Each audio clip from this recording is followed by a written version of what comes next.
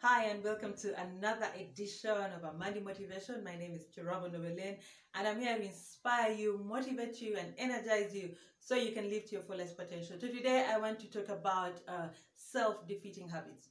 Now for many of us, we want to accuse everybody but ourselves regarding why we have failed to achieve our goals, why we haven't succeeded, why we haven't accomplished the things we want to accomplish. It seems like it's always somebody else's fault. It seems like somebody else is always responsible other than ourselves. However, today I want to bring to your attention the fact that there are things that we do on a daily basis, either knowingly or unknowingly, that actually are self-defeating, that keep us from actualizing our full potential, that keep us from being who we really want to be, or even actualizing our goals. So what are some of those things that we do, and without knowing, or without paying attention, we actually defeat ourselves, and it's not anybody's fault but your fault. So here are 7 things that probably you are doing, and there are some of the things that are keeping you where you are instead of enabling you to achieve your goals. So the first self-defeating habit is negative thinking.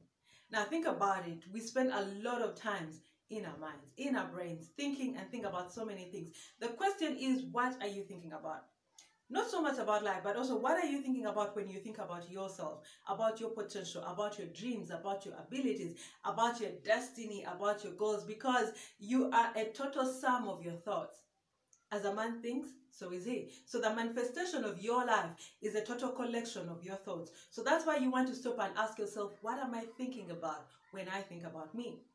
If you are thinking negative about yourself, you cannot expect everybody else to think positive about you when you think negative about yourself. When you don't think anything good can come out of your life, but you want everybody else to believe in you, that's impossible. It begins with you. We are more like magnets. People are going to treat you the way you treat yourself. People are going to respond to you the way you actually present yourself. So what are you thinking about when you think about you? By changing your thought patterns, you begin to change the manifestations of your life. So if there are things in your life you don't like the results, it's high time to start analyzing what's the thought pattern that is producing these results. And as you begin to undo the thought pattern and replace it with positive thinking, you'll be able to manifest positive results in your life. So the first self-defeating habit is negative thinking. And without saying, the second defeating habit is negative self-talk. So again, it's impossible to think negative and speak positive, because from the abundance of our hearts, we actually speak. So the way you are thinking is going to trigger the way you speak. But more importantly, what do you say to yourself? Research has shown that as human beings, we spend a lot of time talking to ourselves, and it's called self-talk. So what are you telling yourself? I know for a fact that it's possible for you to aspire for great things. It's possible for you to desire positive, beautiful things happen in your life when you spend a lot of time expecting the worst. I know from experience, because I've been there. I'd spend a lot of my time thinking about the worst that could happen. I'd literally picture it out, literally replay it in my mind, and then hope and pray it doesn't happen.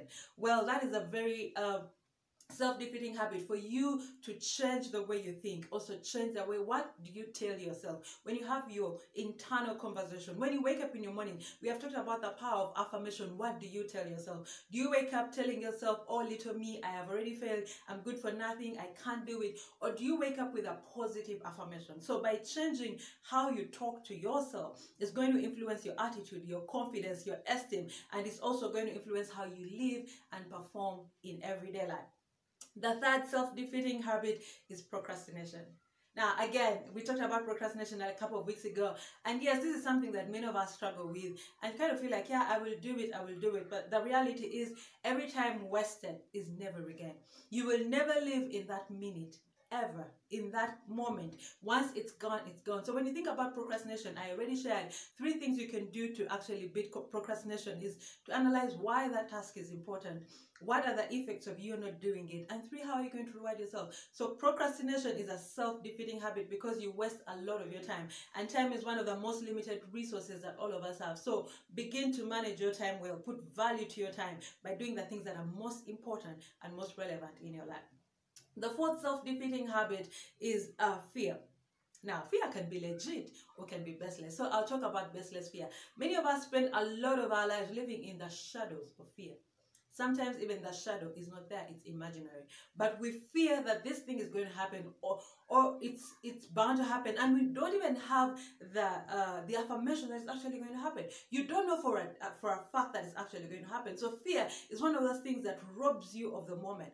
Fear keeps you in the past or in the future, and you miss the moment because you're constantly worrying about what happened or what is going to happen, and in so doing you miss out on the moment. So fear is one of the self-defeating habits because you lose out a lot by worrying about things that you can't control or things that are totally out of your reach, because it's in the past. It already happened. The only thing we can do about the past is learn from it. We cannot undo it.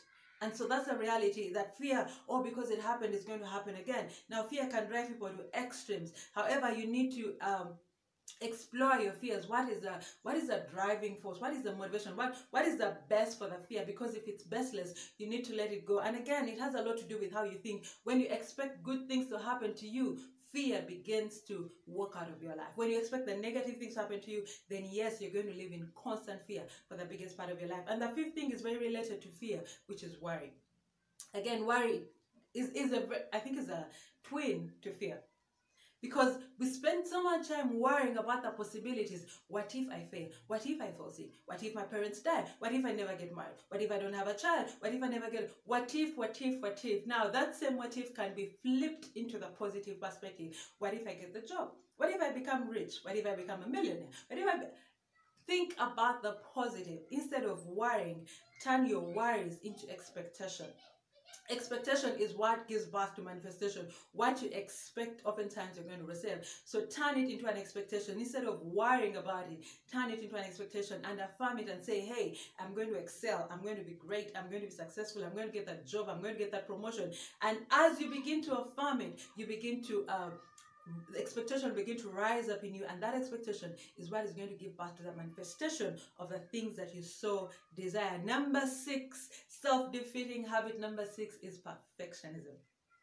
I know that for some people it's more of a personality default. However, the reality is none of us is perfect, and pushing for perfectionism is actually straining for almost sometimes what is impossible. I believe in excellence, not perfectionism. Now, the two are very different. Although people think they're the same, they're different. Perfectionism and excellence are very different.